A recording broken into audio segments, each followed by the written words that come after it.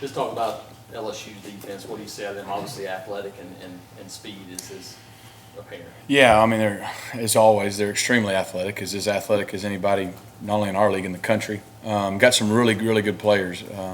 Good guys inside on the run. Obviously got a great pass rusher, 2 really good linebackers. One of the better defensive backs, a white kid in our league, but he's not the only one. They're really solid now on the back end. And their schemes changed a little bit. Obviously, we know Dave. We had a good one with them in the Outback Bowl 2 years ago, and they're playing really well right now. Speaking of that game, how much does that actually help as far as when you go back and look at what Wisconsin did, or is it like just the players and the athletes so different? Yeah. Well, I mean, it probably helps both sides. You know, they're watching it, we're watching it, so it's there's some familiarity there, and I'm sure there'll be carryover. I'm sure there'll be changes. It was a good game. I think we both had some success at different times in the game, and but it's kind of like in our league. You know, the same DC stays for 3 and 4 or 5 years, and we stay, so people get used to everybody. So, you know, there'll be some things that are different, but and obviously he's got different personnel, so he's playing to the strengths of his personnel. But you know, he's been successful for a reason. So there's a lot of carryover. Rhett, what kind of insight can you get about their offense from Kevin, and vice versa? What kind of insight can Damian get can they get from Damian about your offense? Can we get about their defense from Kevin? Is that what you're saying? Yeah.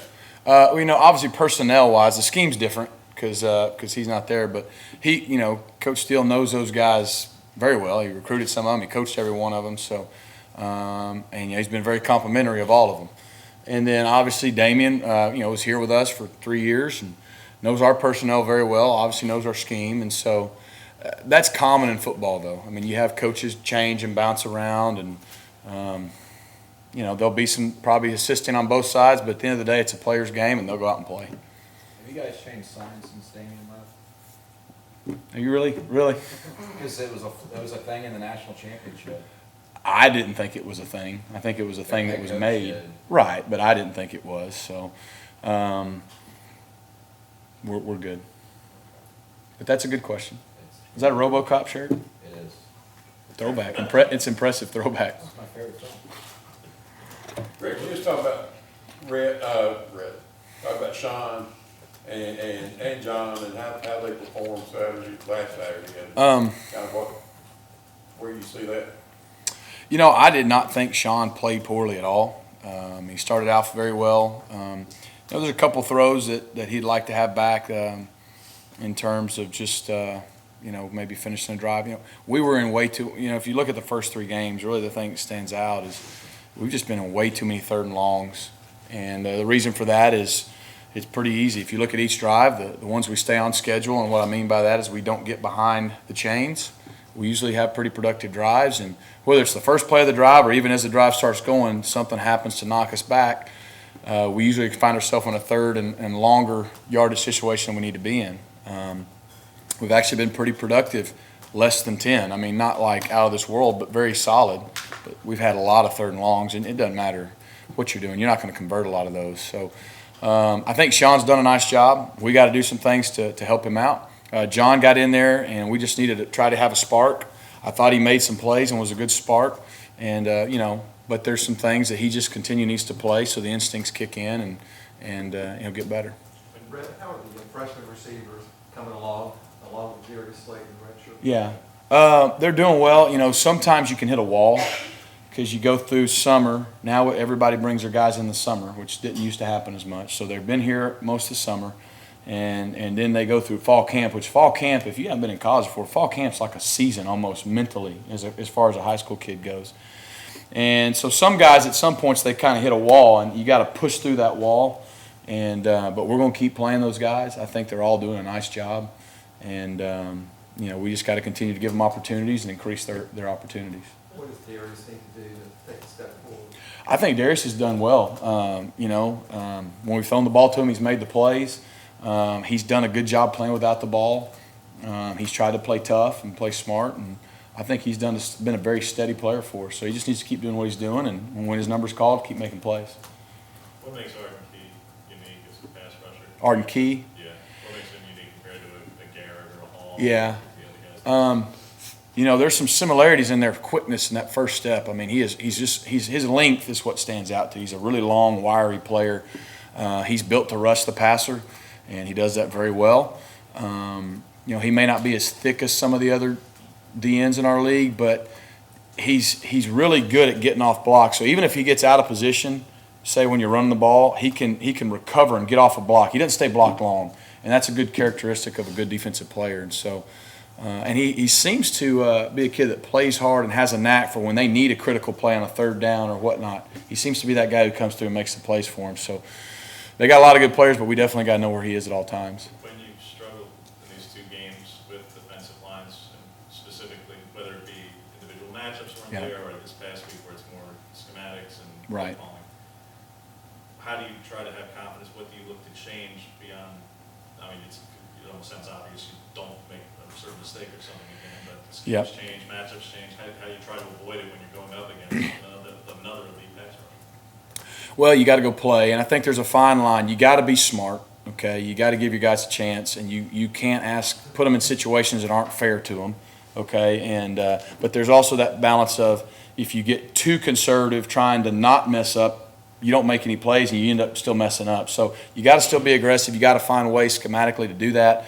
I really think, to be honest with you, our offensive line, particularly our tackles, did a decent job last week in pass protection. Really, 3 of the sacks were not their fault at all. One of them was a bootleg, and the guy runs straight up the field, and really we had no chance. The other one was the first play of the game that nobody had a chance on that one. And then another one, we could have thrown the ball away. It wasn't there. We held the ball too long. So, that was a concern going into the game for sure, because just as a matchup standpoint. So I thought they did a good job holding their own. And so they just got to continue to improve, and we got to continue to try to make sure we protect them in the situations we need to. But we still got to, you still got to go try to play and win the game. You can't play scared. You can't play not aggressive, but you also can't play stupid. So you got to find that fine line. Read on that, Gus said, hey, we got to take more shots down the field. It's something we've heard before. Right. How much is it where you just have to take those chances and try to play that, kind of walk that line? Yeah, you got to let your kids play, and you got to give them chances to make plays.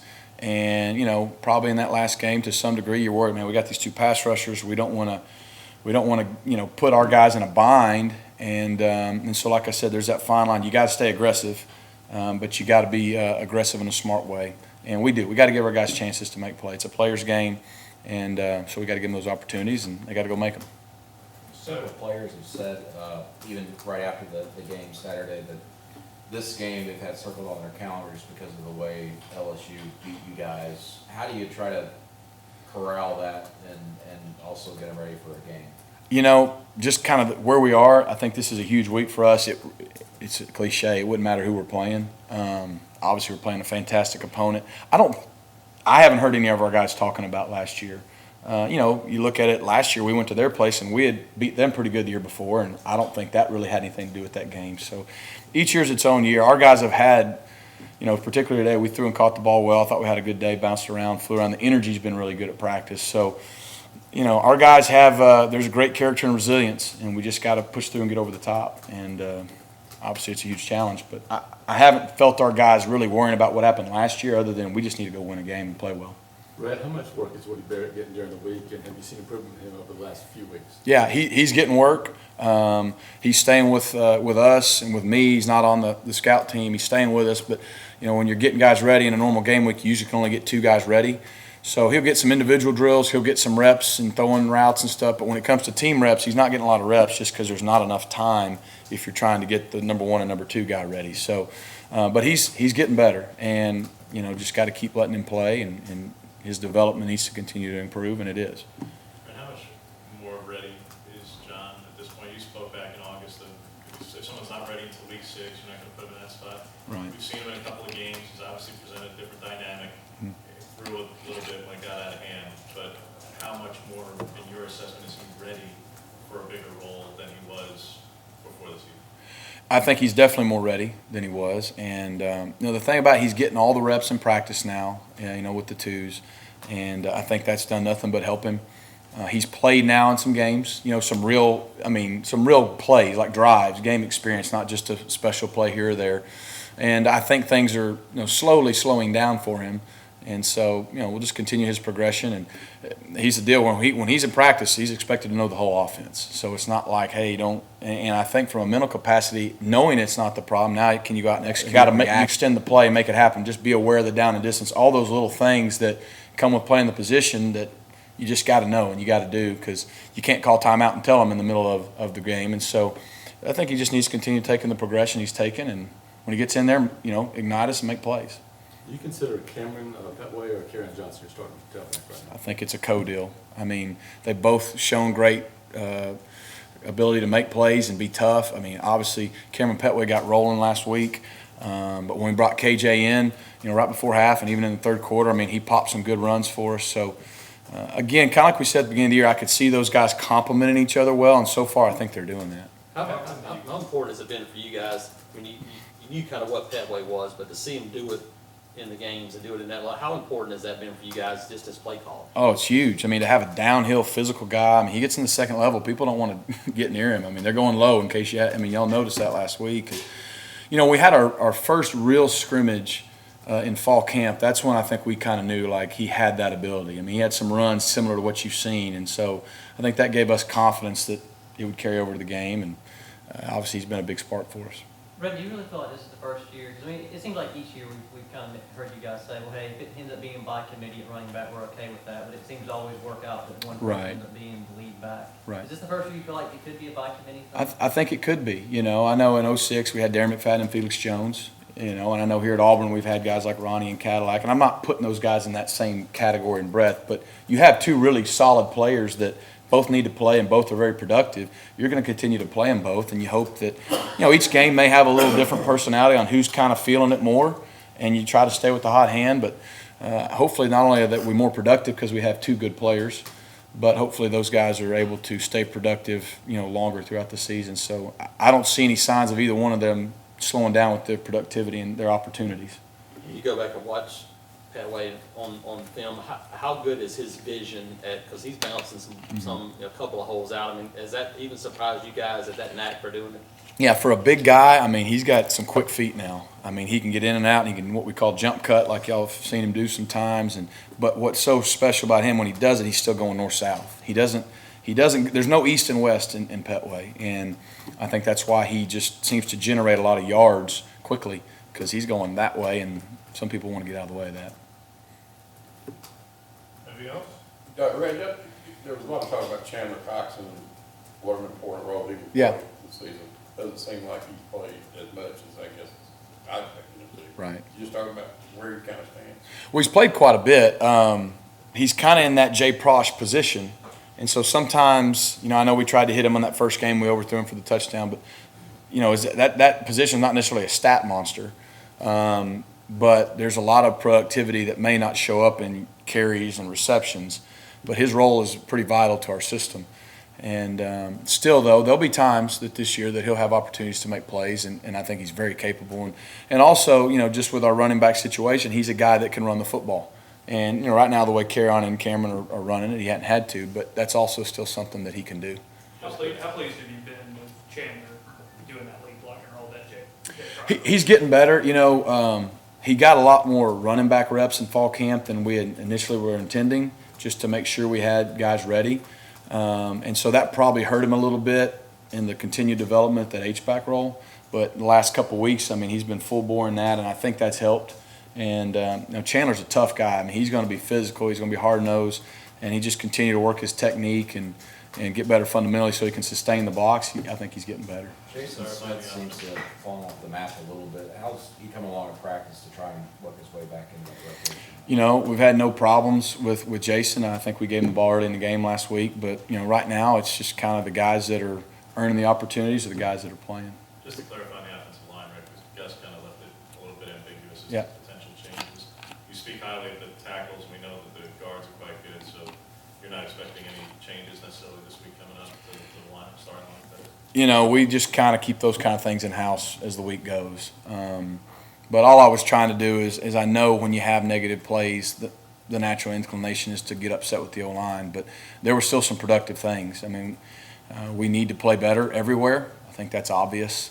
And so, but right now I feel good about those guys, and we'll just see what happens on Saturday. How are they blocking with your receivers? It's better. It can improve. But I think it's been better this year, and I think that's why you've seen some longer runs so far this year than we had last year, probably. I mean, I know this is like a Last one. generic question, but I mean, how much do you think this game is gonna mean to Damien? I know everyone's gonna say, well, it's just another game, but I mean, you're coming back to play your alma mater. You know, I'm sure it's important to him. You know, he had 3 good years here with me that I knew him, and we've got a good relationship, and I got nothing but respect for him and his family, and you know, we love his wife, Neek, and I just can only, I mean, I was not half the player Damien was, okay? But when I go back to Arkansas the first time, it was a little different just because it's, but I, you know, again, he's, after that game gets started, it's just any other game, and after you do it, it becomes a story, but it's just a game. And you want to win every game pretty bad in our league, so.